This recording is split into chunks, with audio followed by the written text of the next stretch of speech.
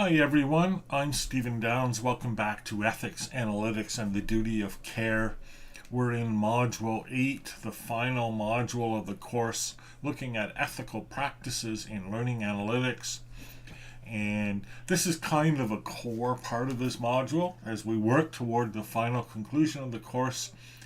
We're going to start basically a 5-part series, sorry about that, on ethical practices. I could have done one big long presentation, but I thought, I'll break it down into 5 and we'll try to keep these reasonably short so that you don't go numb listening to them. So let's take stock of what we're up to in this video and in the rest of the 5-part series.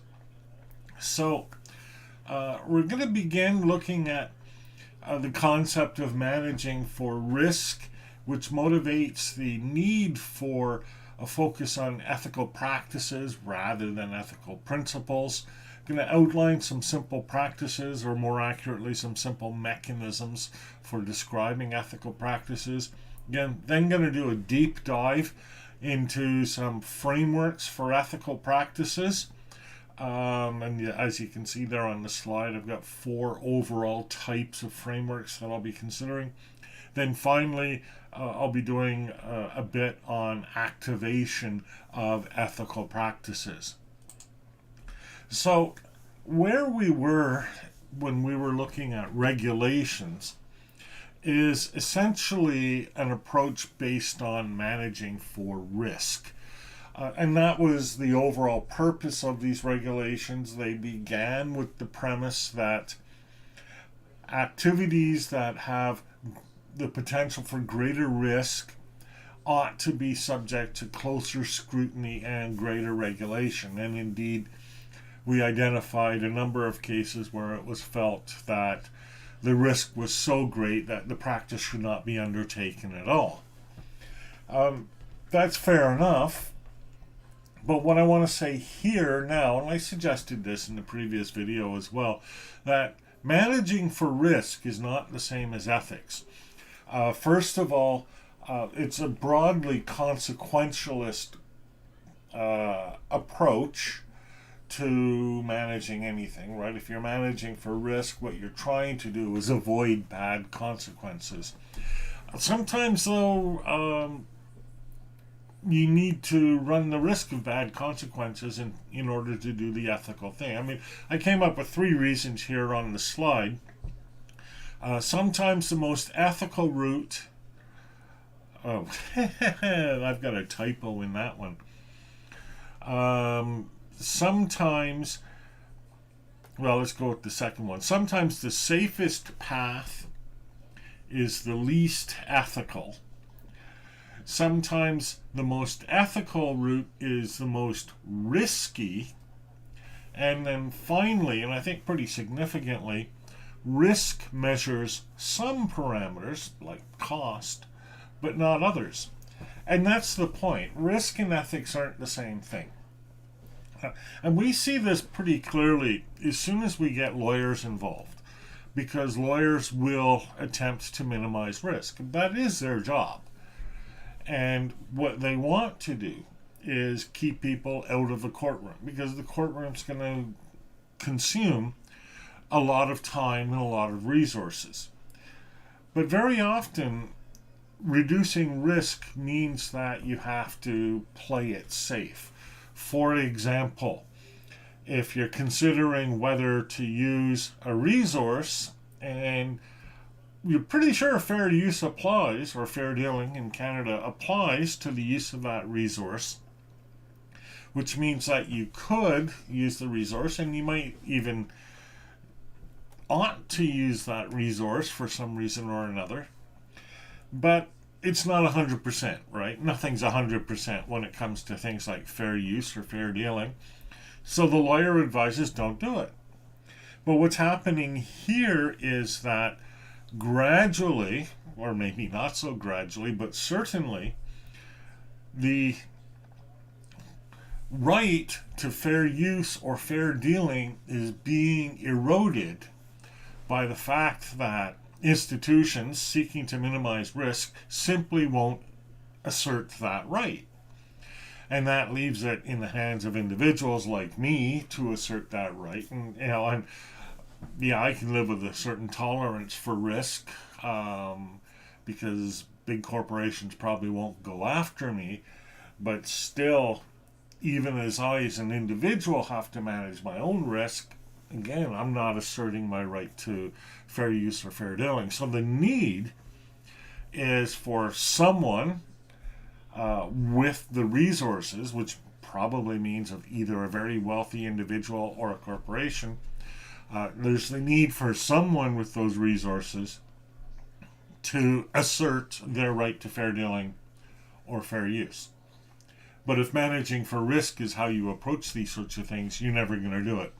And gradually, we end up with an ethically less desirable option of less fair use or fair dealing. So there needs to be something more than just managing for risk. We need to be seeing ethics as something a little more positive. Another aspect of managing for risk is what might be called the fog of war. Managing for risk and systems of regulations in general are basically composed of rules and principles. And they need to be that way because it's the nature of the law that the same law ought to apply to everyone. The same regulation ought to apply to everyone. But not everyone's circumstances are the same. And we see that in practice. And that's what the idea of the fog of war captures. It captures the uncertainty that results when complex, real-life situations are encountered. Now, in actual real war, once you engage, then strict adherence to the rules and principles will often be waived for the purpose of, surviving the battle, perhaps, or achieving your ends in the battle, or just adapting to the complex and uncertain circumstances. And I think it could be said that rules and principles and regulations apply to complicated but relatively definable environments, but they fall apart. Well, they don't fall apart, but they become less effective when dealing with less defined, more complex environments. And that is what propels us down the staircase. I've picked this metaphor. I could have picked the metaphor of going up the staircase or, stages of progression or something like that. But I picked the down the staircase because I think it's the direction of the most easy transition from step to step to step. But there are two directions, as there are in any staircase, going down and going up. Going up the staircase, we find a more formal approach, a more institutional approach, and focused much more on wrongs, much more on risks. And it's a doctrine based in, essentially, fear. The fear of bad things happening. The fear of unethical things happening. On the other hand, going down the staircase, it becomes less formal, it becomes less personal, and is focused more on the good. And as I said way back at the beginning of this course, it's about an ethics based not on fear, but on joy. And so now we're seeing the steps. We began with regulation, and in this section we'll talk about practices. In the next section we'll talk about culture, and then finally we'll get to the place where there is joy. So let's talk about practices then. And again, the idea of practices, not principles. The idea here is that, well, the actual outcome and the best decision in any particular environment cannot be predicted. Following a standard will lead to an optimal outcome in the given situation. You see a typical sort of model here where you do some planning, then you execute, and you monitor the results of what you've done. You assess the results, and then you go back to planning. And it's an ongoing iterative process where you're learning from the practice rather than simply following a set of regulations or principles. Now, that makes a lot of sense to me. So, what are these practices then? How do we describe them? How do we express them? Well, here's an overview of the elements of artificial intelligence and analytics practices. And we can see some of the major topics that we've talked about throughout this course come into play. For example, we have fairness, which really is something, again, that belongs to the social contract tradition. The idea, as described by John Rawls, as justice is fairness. But also, we draw from the deontic tradition, the idea that each person is valuable in and of themselves, and so we're focused on things like safety, autonomy, sustainability. We're also looking to achieve the benefits of artificial intelligence and analytics, so we're looking for robustness. We're looking for generalization and performance generally, but with an eye on security. And then on the reducing risk side, at least that's how I would put it, this diagram puts it as technical requirements. Things like explainability, transparency, and reproducibility. And then the idea that this is a practice that is ongoing creates the need for something like accountability with auditability and traceability all being a part of that. And so you have this, this framework, this practice-based, management-based framework that we can look at as an overview of how to describe what an ethical practice would look like. How do we do that in practice? Well, it cashes out in a variety of ways. Some of them relatively simple, and some of them, as we'll see through the set of videos, rather more complex. One that I'm sure many people will be familiar with is the mechanism of decision trees. And these are used when in the course of working on an AI or analytics application, you're posed a series of questions about that application, and then it'll point to a recommended course of action. For example, it might ask you to consider whether the action you're undertaking is legal. Obviously, if not, you should not do it.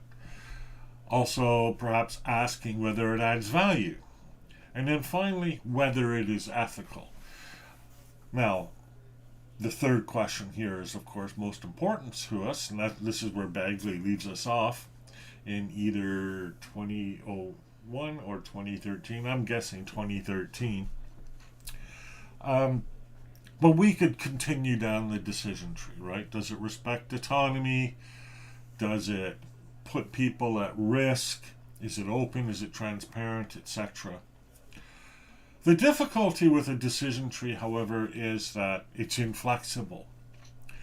There aren't options, for example, to say, well, it's not transparent, but here's the reason why, and we'll go ahead and do it anyways.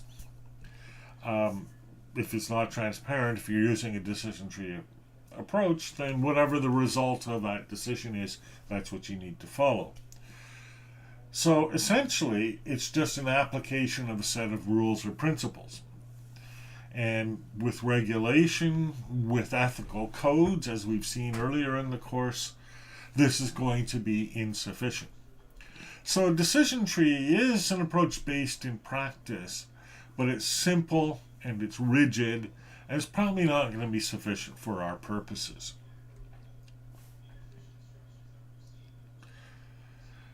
Another approach, a very common approach, is the use of a checklist. And we'll actually look at a few of these. Checklists are popular and they're proven to be effective in various cases. The most common applications of a checklist that you may be familiar with are the pilots in an aircraft going through a checklist, the landing checklist, or the engines have suddenly stopped checklist. And they'll pull out their book.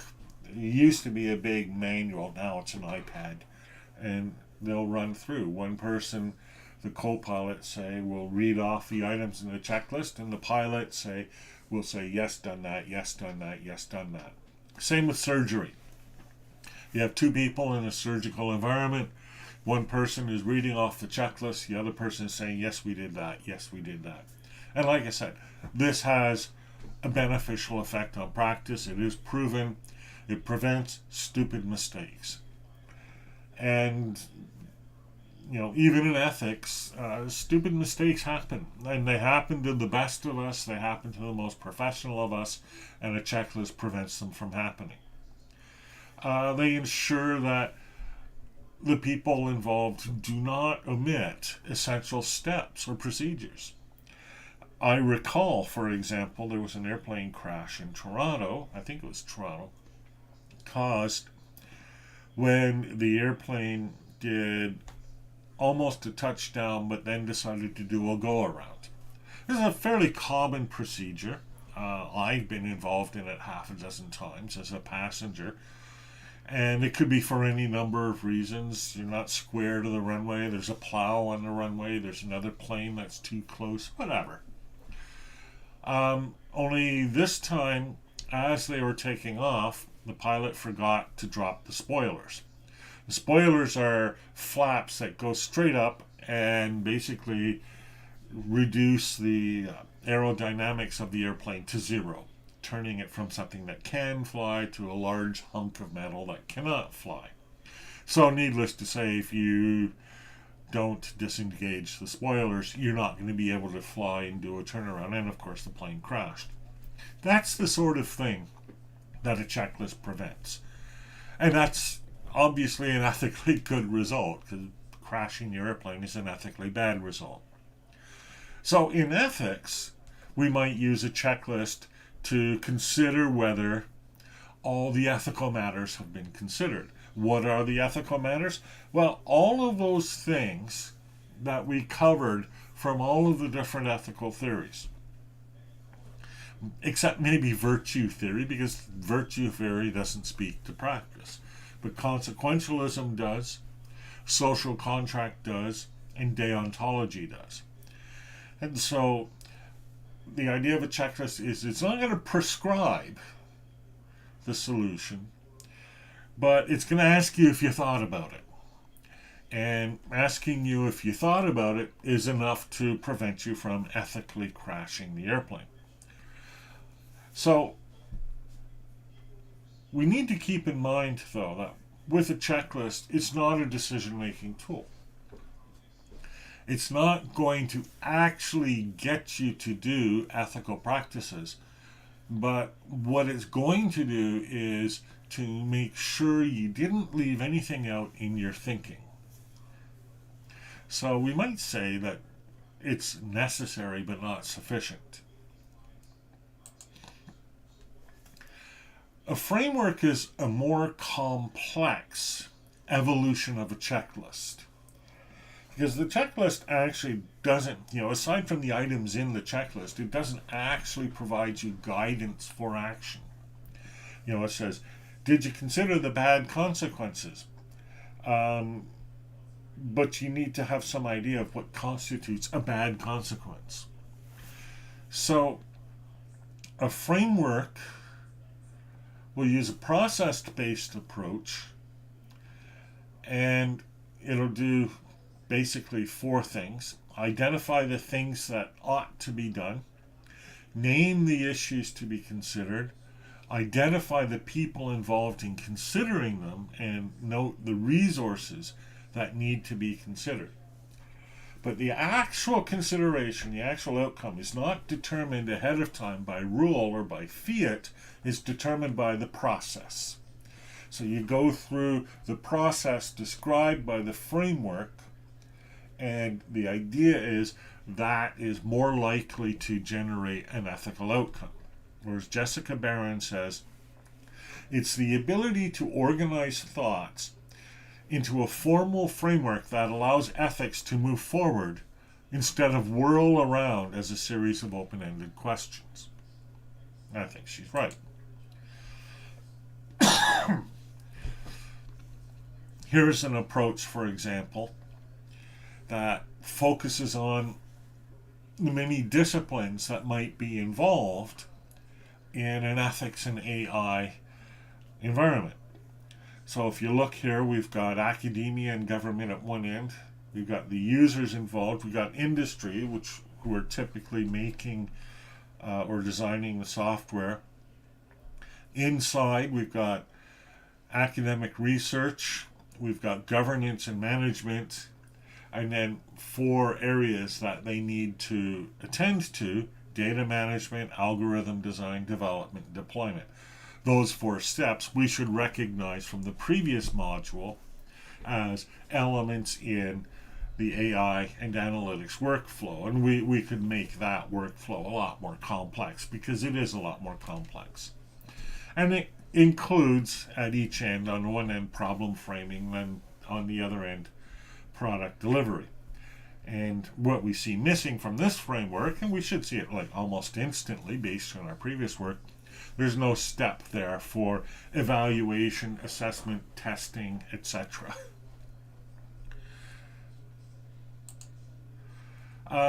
We can describe elements of good practice in kind of a grid. Here's one that was proposed and sorry about the small text. Let me pull it up from the article. We'll look at it in a bit more detail. So this is on page 22. So we'll zip down to page 22 here. Here it is. Now, unfortunately, it's kind of sideways, but I don't know of any good way of improving that.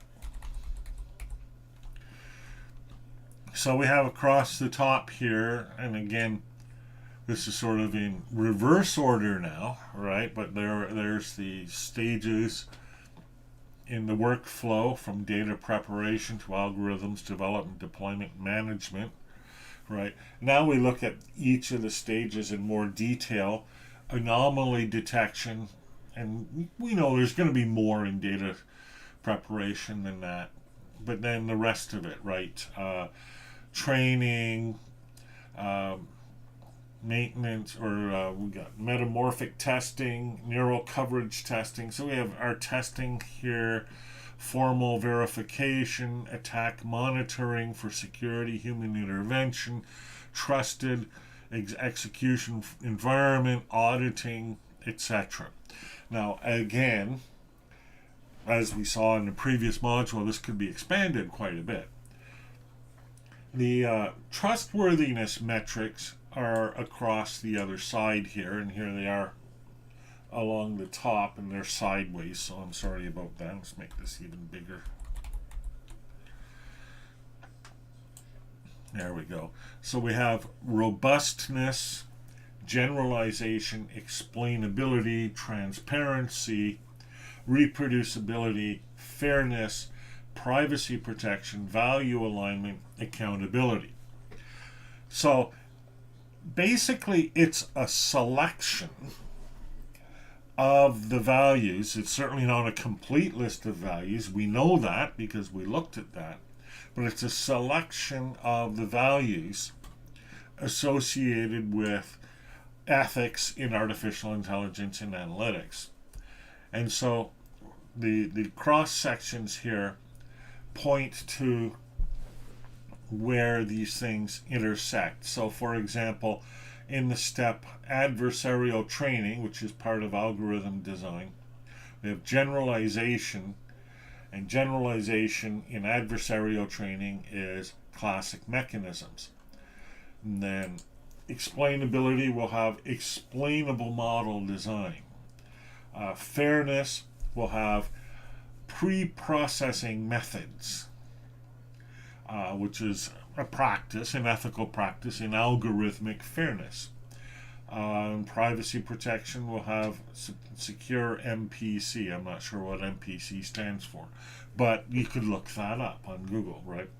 Now, part of the weakness here is a lot of these boxes are blank, and I don't think it's because nothing applies. I think it's because this model is a bit incomplete. Look at data preparation, for example. For robustness, all we have is anomaly detection. And there's a lot more we could do to ensure our data is robust than that. Generalization, we have nothing. But as we'll see a bit later, there's a lot we could do there. Explanation collection, data provenance for transparency, bias mitigation for fairness, data provenance again for accountability. Again, I think there's more that could be done there. But still, it gives you the idea, right? It gives you a pretty good sense of what the elements of good practice are going to be. Now, this chart still isn't going to tell us what is ethical in each of these areas, but it does break down the different components of what it means to be ethical. And you can begin to see why a rule-based framework or an ethical code is hardly going to address this.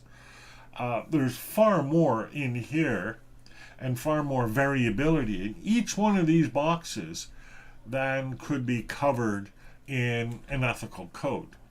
We're going to need some kind of practices document in order to manage that. So, process very often is described in these steps, and these steps generally correspond to the workflow element of that. Here is the workflow element, right, that we talked about in the previous section. So, for example, here we have something from Fournier and Sylvester on a classroom conversation model, right? And I know it's not an AI or analytics kind of thing, but we still have the same sort of process happening. And this is a process from the Canadian Code of Ethics for Psychologists for a discussion around ethics.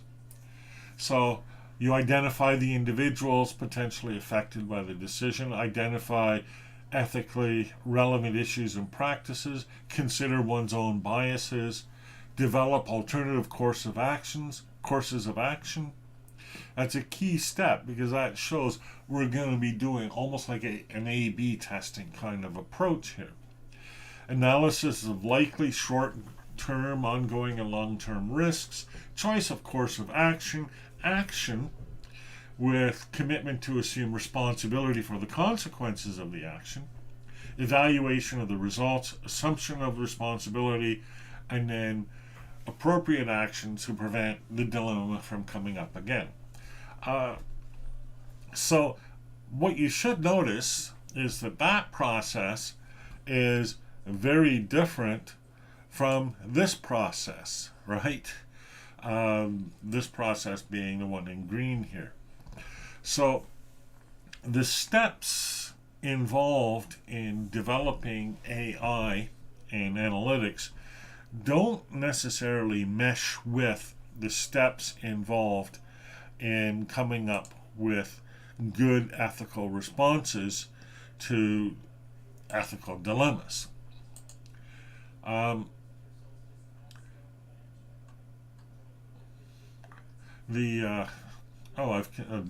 got two here. I accidentally switched to the Canadian Code of Ethics for Psychologists. The other one I wanted to look at, which makes the same point as well, right? The Fournier-Sylvester classroom conversation model. Establish an open, respectful environment. Help students move beyond opinions and emotions. Help them learn how to identify a weak argument. Establish ground rules. Anticipate the issues. Let everyone have a voice. Decide on the role of the teacher. Maybe you should have done that first. And close the discussion. Again, very different process than either of the two processes that we've just looked at, either the Code of Ethics for Psychologists or the workflow model in the grid. So we're going to look at a number of different frameworks in the upcoming videos, because what we need is something that is going to take us from this rough concept of a framework, which I've outlined here, to the sorts of things that we can actually use in practice in an ethics and analytics environment. Now, I'm not going to be able to cover all possible frameworks or all possible types of frameworks. Already this video is too long, or this series of videos is too long. But I'm going to look at 4 approaches: management frameworks, data governance frameworks, IT governance frameworks, and then human rights frameworks.